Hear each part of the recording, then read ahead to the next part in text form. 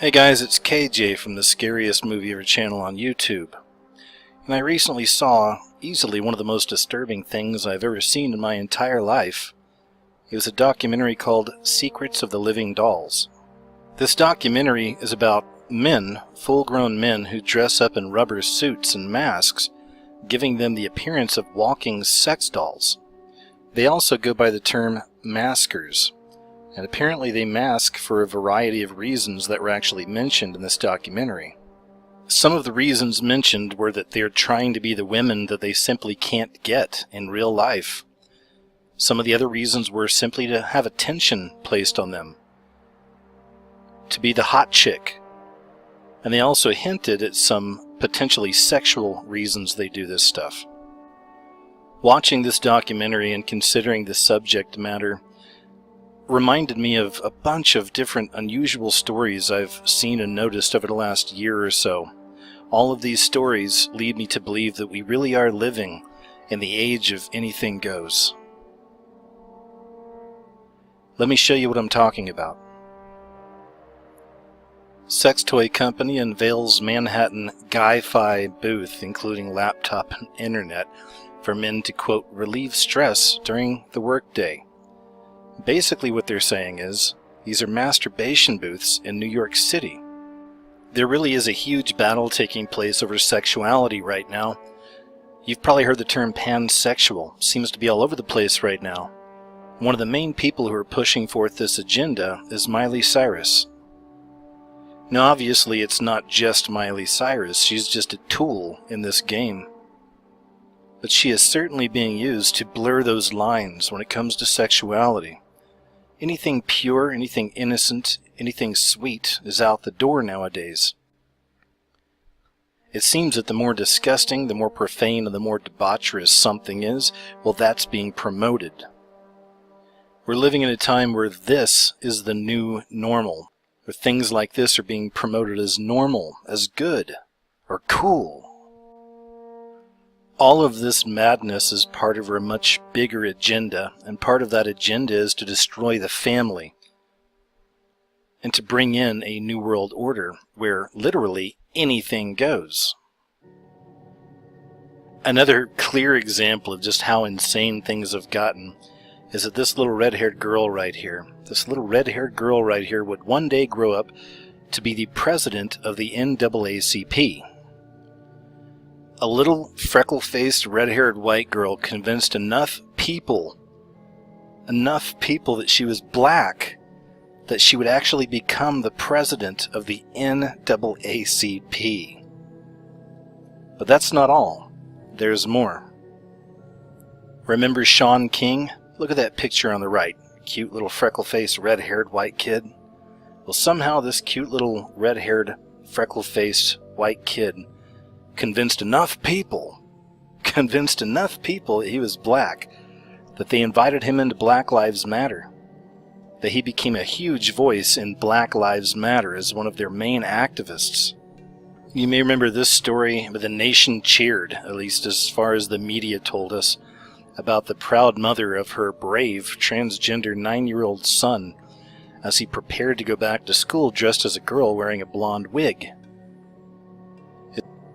His parents say that it was his choice to dress up like a girl and start going to school, and that he had been dressing in girls' clothes for ages and even painting his nails. They even say that when he puts on a blonde wig, he actually transforms in his mind from Joseph, which was his name, into Ellie Joe.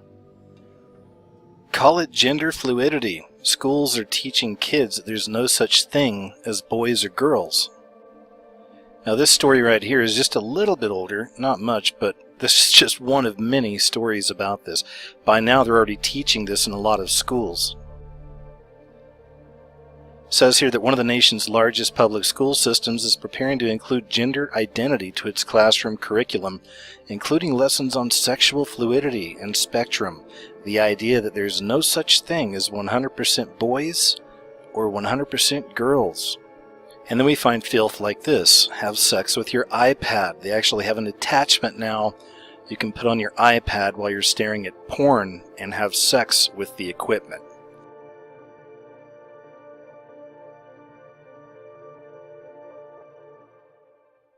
And just when you thought it couldn't get more insane, we actually have the sex selfie stick that lets you FaceTime the inside of a vagina.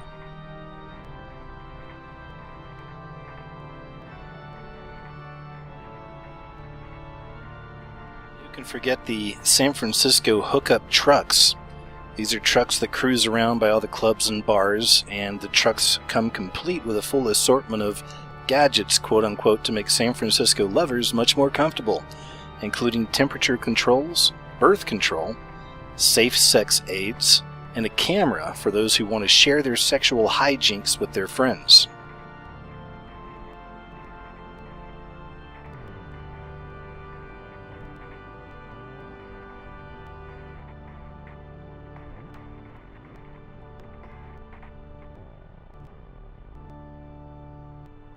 And there's actually people out there that will make a chocolate mold of your butthole to give to the one you love.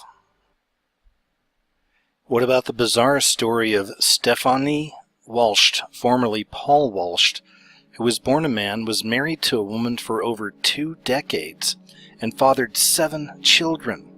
Well, he then decided he was a woman, changed his name to Stephanie, and he left his family. They did an interview with him at one point, and he was even bragging about how he can go a whole week without even thinking about his family. Selfishness doesn't even begin to describe, right? At the same time, he says he's trans-aged because he never got to be a young girl. So now he's living as a 6-year-old little girl with 2 adoptive parents. It's the people right there in the picture. He says, I can't deny I was married, I can't deny I have all these children, but I've moved forward now and I've gone back to being a child. I don't want to be an adult right now, and I just live my life like I couldn't when I was in school. When talking about his new family, he says, well, I have a mummy and a daddy, an adopted mummy and daddy who are totally comfortable with me being a little girl. And their children and their grandchildren are totally supportive. In fact, her youngest granddaughter, when I was 8 a year ago, I was 8 and she was 7, and she said to me, I want you to be the little sister, so I'll be 9. I said, well, I don't mind going to 6, so I've been 6 ever since. We have a great time. We color, we do kid stuff. It's called play therapy. No medication, no suicide thoughts, and I just get to play all day long. With all this madness unfolding, is it any surprise that nearly 60% of Americans, the highest number ever, are now taking prescription drugs? This feminization, this demasculinization of men has been going on now for quite a while.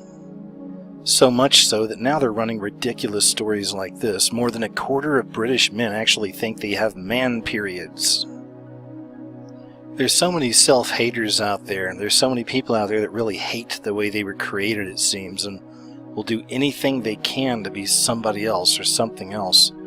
This is Nanette Hammond. Maybe you've heard of her. She's a mother of 5 who spent almost $500,000 on plastic surgery just so she can look like Barbie. Reminds me of the story of the Dragon Lady. This one's pretty bizarre. This is a former banker. He's a man. He's actually pre-op to be a woman, so he's going to be transgender. But he's actually had his ears and his nose removed so he can look more like a dragon. 55-year-old Eva Medusa has a full face tattoo and a forked tongue, as well as having a number of painful procedures over the past few years, including nose modification, tooth extraction, and permanent eye coloring. Calls himself Tiamat for short. It's the name of a video game dragon. Tiamat thinks of himself as a mythical beast. He likes to be known as the Dragon Lady. On his website he says, I am the Dragon Lady, a pre-op male-to-female transgender in the process of morphing into a human dragon, becoming a reptoid, as I shed my human skin and my physical appearance and my life as a whole, leaving all of my humanness behind. Another example that comes to mind is the Parrot Man, who actually chopped off his own ears, just like the last one, to morph into a bird. Says now he wants a beak.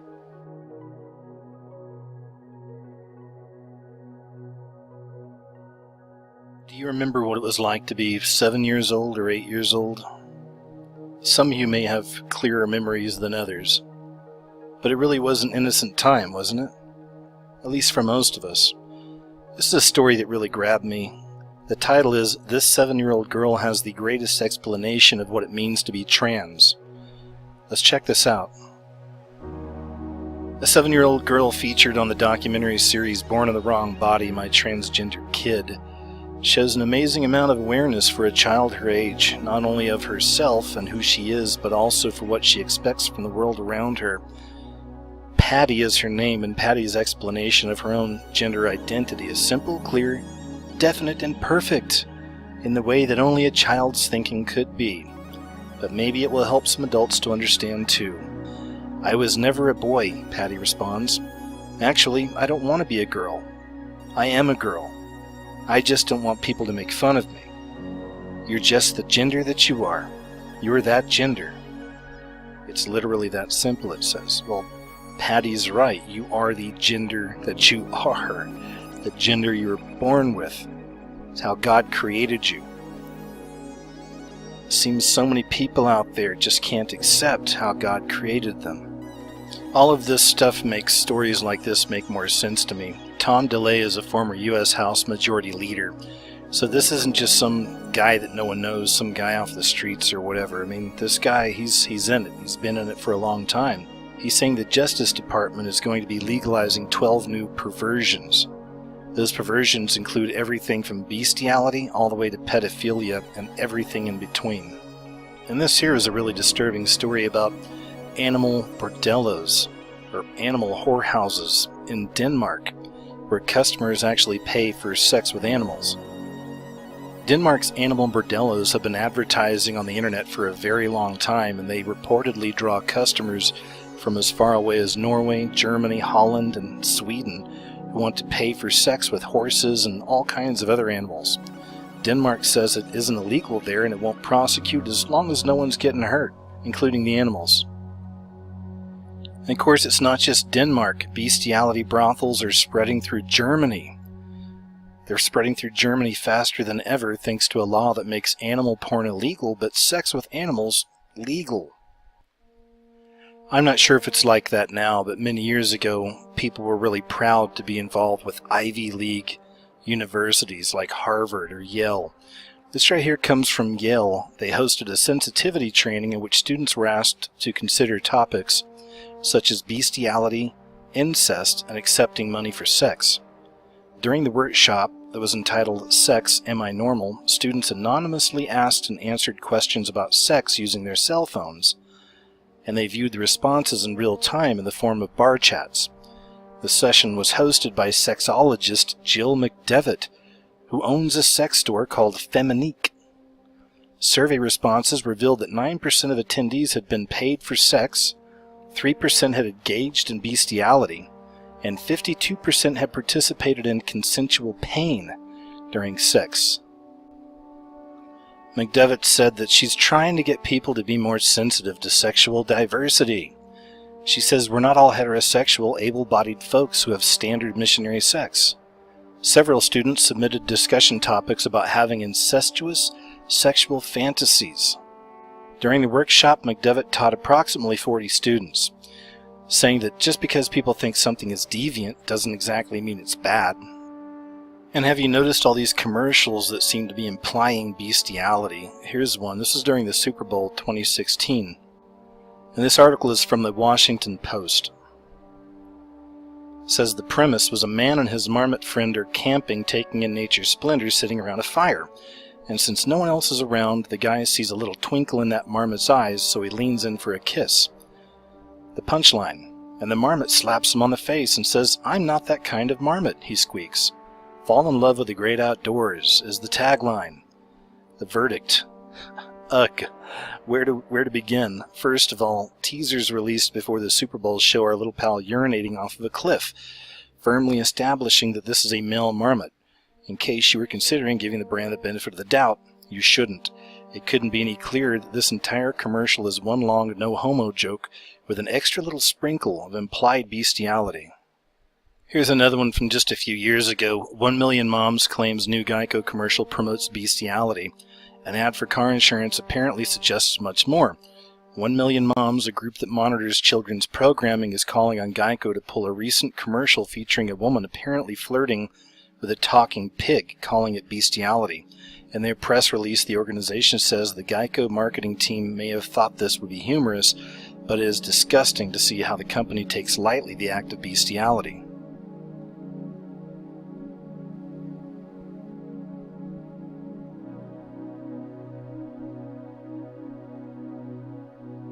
And of course I couldn't really address this subject with these commercials and bestiality, or at least implied bestiality, with talking about Mountain Dew's Puppy Monkey Baby. I don't even know where to start on this one. Puppy Monkey Baby encapsulates quite a bit, doesn't it? But beyond any bestiality implied or even pedophilia implied, we're also looking at the chimera.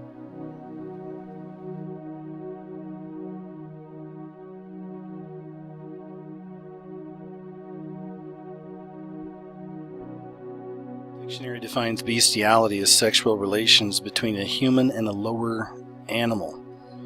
We're seeing this all over the place, right? Implied in all kinds of places. This is from Skittles. You may remember this one right here. It had a large flippered walrus, and he was caught making out with a very attractive blonde woman on a couch, with the tagline, "Taste the rainbow, deceive the rainbow." All these companies try to say that they're just being humorous. But why is it that we're seeing more and more in a lot of these commercials this implied bestiality as their humor? And here's just some more examples of how Hollywood keeps pushing through these ideas. It's a movie poster for a new movie called Goat.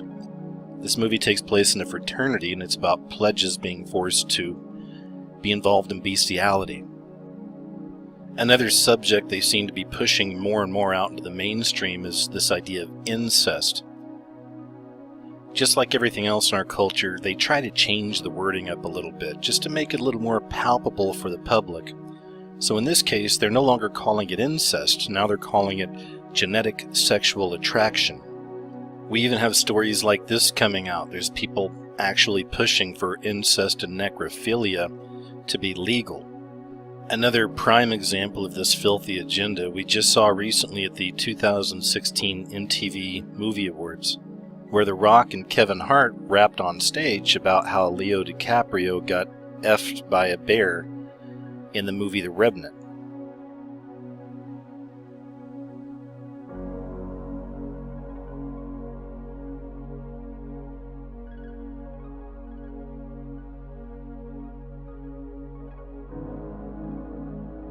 And of course, the public loved it.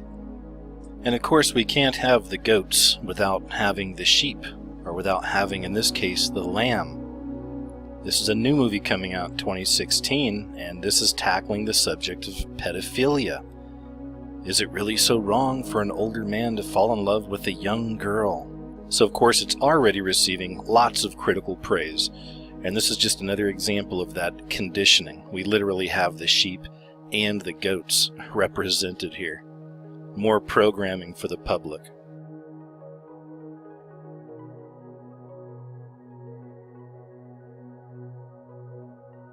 Now, a lot of people really hate Miley Cyrus, right? Especially the fact that they can see through this agenda and how she's being used. I take a different approach on this. I actually feel really bad for Miley Cyrus. I think she's being completely and totally controlled. Because all these things we're talking about, she's being used to program the public with.